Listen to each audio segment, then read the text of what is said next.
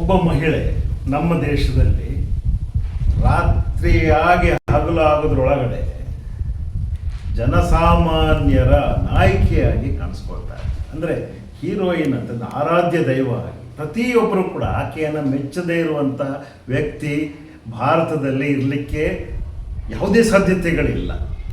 ಅಲ್ಲಿಯ ಆಡಳಿತಾರೂಢ ಪಕ್ಷದಲ್ಲಿರುವಂತಹ ಮಂತ್ರಿಯ ನೇತೃತ್ವದಲ್ಲಿ ಸಾವಿರಾರು ಜನ ಮುಂಬೈಯಲ್ಲಿ ವರ್ಲಿ ಅಂತ ಹೇಳುವಂಥ ಒಂದು ಸ್ಥಳದಲ್ಲಿ ಎಲ್ಲ ರಸ್ತೆಯಲ್ಲಿ ಜಮಾಯಿಸ್ಬಿಡ್ತಾರೆ.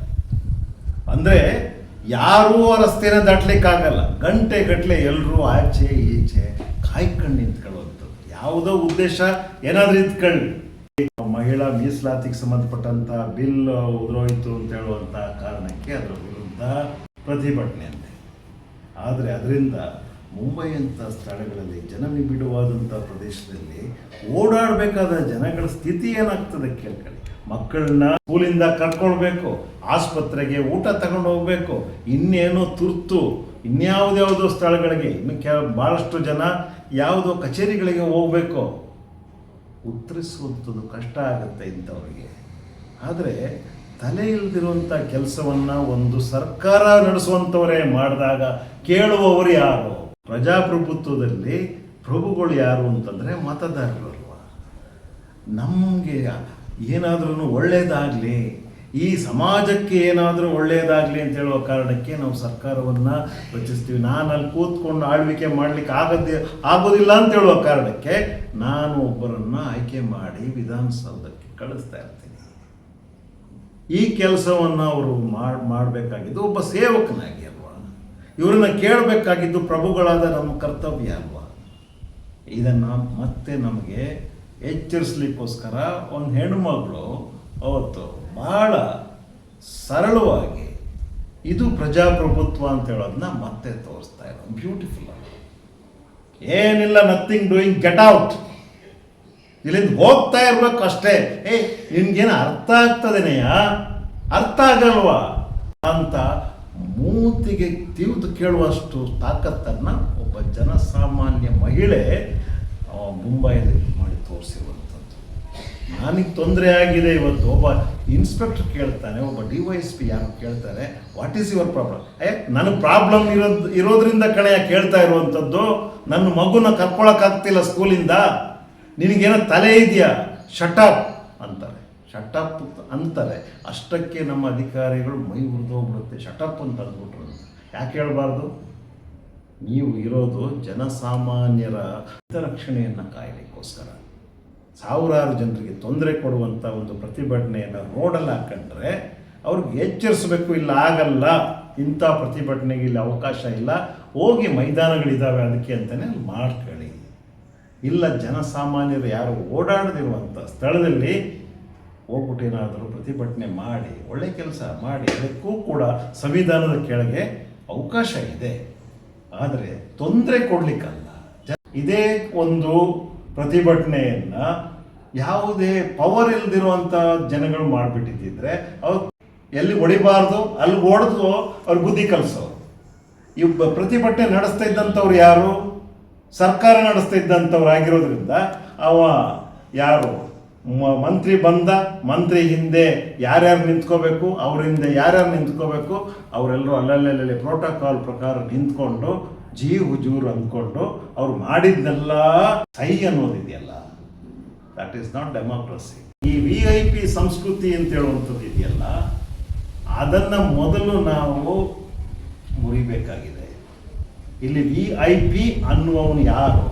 ಜನಸಾಮಾನ್ಯ. ಅವನೇ VIP. ಅವನಿಗೋಸ್ಕರನೇ ಈ ಸೋ ಕಾಲ್ಡ್ VIPಗಳು ಇವತ್ತು ಸೇವೆ ಸಲ್ಲಿಸ್ಲಿಕ್ಕೆ ಬರುವಂಥವು. ಅವರು DC ಆಗಿರ್ಬೋದು, SP ಆಗಿರ್ಬೋದು, ಕಮಿಷನರ್ ಆಗಿರ್ಬೋದು, ಮಂತ್ರಿ ಮಹೋದಯರೇ ಆಗಿರ್ಬೋದು, ಇವರೆಲ್ಲರೂ ಕೂಡ ಕೆಲಸ ಮಾಡ್ತಾ ಇರುವಂಥದ್ದು ಮತದಾರ ಪ್ರಭುವಿನ ಅಳತೆಯ ಮೇಲೆ, ಆದೇಶದ ಮೇಲೆ. ಕೆಲವರೆಲ್ಲ ಭಾಳ ಉಬ್ಬೇರಿಸ್ತಾ ಇದ್ದಾರೆ. ಏನೇ ಆದರೂ ಕೂಡ ಶಟಪ್ ಅನ್ಬಾರ್ದಿತ್ತು. ಇನ್ನೇನು ಅನ್ಬೇಕಿತ್ತು? ಬಾಯಿ ಮುಚ್ಚು ಅಂತಾನೆ ಅಂದಿರೋದು ತಾನೆ. ಇಂಗ್ಲೀಷ್ನಲ್ಲಿ ಶಟಪ್ ಅಂದ್ಬಿಟ್ರೆ ನಿಮಗೆಲ್ಲ ಉರಿದೋಗ್ಬಿಡುತ್ತಾ? ಯಾಕೆ? ಒಂದು ಮಗುವಿನ ಮಗುವನ್ನು ಶಾಲೆಯಿಂದ ಕಲೆಕ್ಟ್ ಮಾಡ್ಕೊಳ್ಳೋಕ್ಕಾಗದೇ ಇರುವಂಥ ತಾಯಿಯ ಸ್ಥಿತಿಯನ್ನು ನಾವು ಒಂದ್ಸಲ ಯೋಚನೆ ಮಾಡಬೇಕಲ್ವ. ಒಬ್ಬ ಅಮಾಯಕರ ಸ್ಥಿತಿಯನ್ನು ಅರ್ಥ ಮಾಡ್ಕೊಳ್ಳೋದವರು ಇವತ್ತು ತಾಯಿ ಬಗ್ಗೆ ಮಾತಾಡ್ಬೋದು. ತುಂಬ ಒಂದು ಅಸಹ್ಯಕರವಾದಂತಹ ಬೆಳವಣಿಗೆಗಳು ಅಂತಂದರೆ, ಈ ಮಹಿಳೆ ಯಾರು ಇಡೀ ದೇಶವನ್ನೇ ಎಚ್ಚರಿಸಿದ್ಲು ತನ್ನ ಒಂದು ಧ್ವನಿಯ ಮೂಲಕ, ಆಕೆಯ ಮೇಲೂ ಒಂದು ಕೇಸ್ ಅಂತೆ. ಇದೇ ಮೈಸೂರಿನಲ್ಲಿ ನಮ್ಮ ಮುಖ್ಯಮಂತ್ರಿಗಳು ಬರ್ತಾರೆ ಅಂತ ಹೇಳೋ ಕಾರಣ ಇಟ್ಕೊಂಡು ನಮ್ಮ ಊರಿನಲ್ಲಿ ಸಂಪೂರ್ಣವಾಗಿ ಟ್ರಾಫಿಕ್ ಜಾಮ್ ಮಾಡ್ತಾರೆ. ನಾನು ನನ್ನ ಮಗಳನ್ನ ಆಸ್ಪತ್ರೆಗೆ ಬೇರೆ ಕರ್ಕೊಂಡು ಹೋಗಬೇಕು. ಆ ದಿವಸ ಕೇಳಲಿಕ್ಕೆ ಹೋದರೆ ನಮ್ಮ ಆಫೀಸರ್ಸು ಮುಖ್ಯಮಂತ್ರಿಗಿಂತ ನೀನು ದೊಡ್ಡವನೇನೆಯ ಅಂತ ಕೇಳ್ತಾರೆ. ಹೌದು, ಮುಖ್ಯಮಂತ್ರಿಗಳಿಗಿಂತಲೂ ನಾನು ದೊಡ್ಡವನೇ. ಸೊ ನನ್ನ ಮಗಳಿಗೆ ಆಸ್ಪತ್ರೆಗೆ ಕರ್ಕೊಂಡು ಹೋಗುವಂಥ ಅವಕಾಶ ಮಾಡಿಕೊಡ್ಬೇಕು ಈ ಸರ್ಕಾರ. ಇಲ್ಲಿ VVIP ಸಂಸ್ಕೃತಿಯನ್ನು ನಾವು ಮಠ ಹಾಕೋದಿದ್ರೆ ಇಲ್ಲಿ ನಿಜವಾದ ಪ್ರಭುಗಳಿಗೆ ಉಳಿಯುವುದಿಲ್ಲ. ಕೆಲವೊಂದು ದೇಶಗಳನ್ನು ಓಡಾಡ್ಕೊಂಡು ಬಂದರೆ ಗೊತ್ತಾಗುತ್ತೆ. ಆ ದೇಶಗಳಲ್ಲಿ ಮತದಾರ ಪ್ರಭುವೇ ನಿಜವಾದ VVIP. ವಾಹನವಿಲ್ಲದೆ ಓಡಾಡ್ತಿರುವಂತಹ ವ್ಯಕ್ತಿ ನಿಜವಾದ VVIP. ಅವರು ರಸ್ತೆಗೆ ಇಳಿದ ಅಂತಂದರೆ ಇಕ್ಕೆಲಗಳಲ್ಲಿ ಎಲ್ಲ ವಾಹನಗಳು ತಾನಾಗೆ ಸ್ಟಾಪ್ ಆಗಿಬಿಡ್ತವೆ. ಸಿಗ್ನಲ್ ಇದ್ದರೂ ಸಿಗ್ನಲ್ ಇಲ್ದಿದ್ರು ಆಕೆನೇ ಒಂದು ತಪ್ಪು ಹೆಜ್ಜೆ ಇಟ್ಟಿದ್ದಾಳೆ ಅಂತ ಅಂದ್ಕೊಂಡ್ರು. ತಡಿ, ಒಬ್ಬ ಜೀವಿ ರಸ್ತೆಗೆ ಬರ್ತಾ ಇದ್ದಾರೆ, ಒಬ್ಬ ಮನುಷ್ಯ ರಸ್ತೆ ದಾಟ್ತಾ ಇದ್ದಾರೆ. ಮನುಷ್ಯರನ್ನ ಬಿಟ್ಟಾಕ್ರಿ, ಯಾವುದೋ ಒಂದು ಬಾತ್ಕೋಳಿ ಬಂದ್ರೂ ಕೂಡ, ಯಾವುದೋ ಇಣಚಿ ಬಂದರೂ ಕೂಡ ಎರಡು ಕಡೆ ರಸ್ತೆ, ಎರಡು ಕಡೆ ಕೂಡ ವಾಹನಗಳು ನಿಲ್ಲಿಸುವಂತಹ ಒಂದು ಸಂಸ್ಕಾರವನ್ನು ಆ ಜನಗಳು ಇಟ್ಕೊಂಡಿರೋದನ್ನ ನಾವು ಮೆಚ್ಚಲೇಬೇಕು. ಅವ್ರು ಯಾವ ದೇಶದವರಾದರೂ ಆಗಿದೆ. ನಾವು ಮಾಡ್ತೀವ ಆ ಕೆಲಸವನ್ನು, ನಾವು ಮಾಡ್ತೀವ, ಇದು ಮಾಡಲ್ಲ. ನಾವು ಪಾರ್ಲಿಮೆಂಟೇರಿಯನ್ಸ್ನ ನೋಡಿದ್ದೀವಿ. ನನ್ನ ಕಾರ್ಯಕ್ರಮಕ್ಕೆ ಬಂದಂಥ ಪಾರ್ಲಿಮೆಂಟೇರಿಯನ್ನು ಒಂದು ಛತ್ರಿ ಹಿಡ್ಕೊಂಡು 1 ನಿಮಿಷ ಲೇಟಾಗಿ ಬಂದಿದ್ದಕ್ಕೆ ಅವನು ಅರ್ಧ ಗಂಟೆ ಕ್ಷಮೆ ಕೇಳ್ತಾನೆ. ಆ ಛತ್ರಿನ ತೆಗೆದು ಒಂದು ಕಡೆ ಗುಟ್ಟು ನೇತಾಕ್ಬಿಟ್ಟು ಹಿಂದ್ಗಡೆ ಸುಮ್ಮನೆ ಕೈ ಕಟ್ಕೊಂಡು ನಿಂತ್ಕೊಳ್ತಾನೆ. ಲೇಟಾಗಿ ಬಂದಂಥ ಕಾರಣಕ್ಕೆ ವೇದಿಕೆಗೆ ಬರೋಲ್ಲ ಅಂತ felt ashamed of himself. Parliamentarian ನಾನು ಹೇಳ್ತಾ ಇರುವಂಥದ್ದು ಗ್ರಾಮ ಪಂಚಾಯಿತಿ ಸದಸ್ಯನಲ್ಲ. ಅವನ ಹಿಂದೆ ಬಂದಂಥದ್ದು ಇನ್ನು ಒಬ್ಬ ಮಾತ್ರ, ಅವನ ಫ್ರೆಂಡ್, ಆತನ ಸ್ನೇಹಿತ. ಒಂದು ಪಟಾಲಂ ಕರ್ಕೊಂಡು ಬಂದಂಥದ್ದು ಇಲ್ಲ. ಅವರಷ್ಟೇ. ನಾನು ಜನಸೇವಕ, ನಾನು ಬಂದಿದ್ದೀನಿ, ತಡಾಗಿ ಬಂದಿದ್ದೀನಿ, ನಾನು ಅಲ್ಲಿಗೆ ಬರಲಾರೆ. ಕೊನೆಗೆ ಅವನು ಇನ್ಸಿಸ್ಟ್ ಮಾಡಿ ಒತ್ತಾಯ ಮಾಡಿ ಕರಿಬೇಕಾಯ್ತು. ಇದನ್ನೆಲ್ಲ ನಾವು ಕಣ್ಣಾರೆ ಕಂಡಿದ್ದೀವಿ. ಆದರೆ ನಮ್ಮೂರಿನಲ್ಲಿ ನಾವುಗಳು ಆಡುವ ಆಟಗಳು, ನಾವು ಅರ್ಧ ಗಂಟೆ ಆದರೂ ಬರೋದಿಲ್ಲ. ಒಂದು ಒಳ್ಳೆಯ ಕಾರ್ಯಕ್ರಮ ನಡಿಬೇಕಾಗಿದೆ, ಎಲ್ಲರೂ ಬಂದಿರ್ತಾರೆ. ನಾವುಗಳು ಅರ್ಧ ಗಂಟೆ ಆದರೂ ಕಾಣಿಸ್ಕೊಳ್ಳಲ್ಲ, 1 ಗಂಟೆ ಆದರೂ ಕಾಣಿಸ್ಕೊಳ್ಳಲ್ಲ. ಅಷ್ಟೊಂದು ಉಡಾಫೆ. ಅದಕ್ಕೆ ಕೊಡುವಂಥ ಪ್ರಯಾರಿಟಿ ಅಷ್ಟೇ. ಹೋದ್ರೆ ಆಯಿತು. ಅಥವಾ ಲೇಟಾಗಿ ಹೋಗೋದೇ VVIP ಸಂಸ್ಕೃತಿ ಅಂತ ಅನ್ಕೋತೀವಿ. ಲೇಟಾಗಿ ಬಂದಷ್ಟು ನಮಗೆ ಪ್ರಯಾರಿಟಿ ಸಿಗುತ್ತೆ. ಬಂದರು ಅಷ್ಟೊತ್ತಿಗೆ ನಾವು ಇಲ್ಲಿ ಕಾಯ್ತಿದ್ದವರೆಲ್ಲ ಸಭಾಂಗಣದಲ್ಲಿದ್ದವರೆಲ್ಲರೂ ಓಡ್ತಿರ್ತಾರೆ ಅಂತಂದರೆ ಒಬ್ಬ VIP ಬರ್ತಾ ಇದ್ದಾರೆ ಅಂತ ಅರ್ಥ ಆಗುತ್ತೆ. ಸಿನಿಕನಾಗಿ ಎಲ್ಲವೂ ಋಣಾತ್ಮಕವಾಗಿ ನಾನು ಹೇಳ್ತಿಲ್ಲ, ಬದಲಾಯಿಸ್ಕೋಬೇಕಾಗಿದೆ. ನಮ್ಮ ಸಂಸ್ಕಾರವನ್ನು ನಾವು ಬದಲಾಯಿಸ್ಕೋಬೇಕು. ನಮ್ಮ ಹಕ್ಕುಗಳನ್ನ ನಾವು ಉಳಿಸ್ಕೊಳ್ಬೇಕು. ತಟ್ಟಿ ಕೇಳುವಂತಹ ಒಂದು ದಿಟ್ಟತನವನ್ನು ನಾವು ಬೆಳೆಸ್ಕೋಬೇಕಾಗಿದೆ.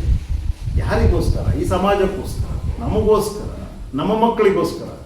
ಯಾರನ್ನ ಕೇಳ್ತಾ ಇದ್ದೀವಿ? ನಮ್ಮ ಸೇವಕರನ್ನ ಕೇಳ್ತಾ ಇದ್ದೀವಿ.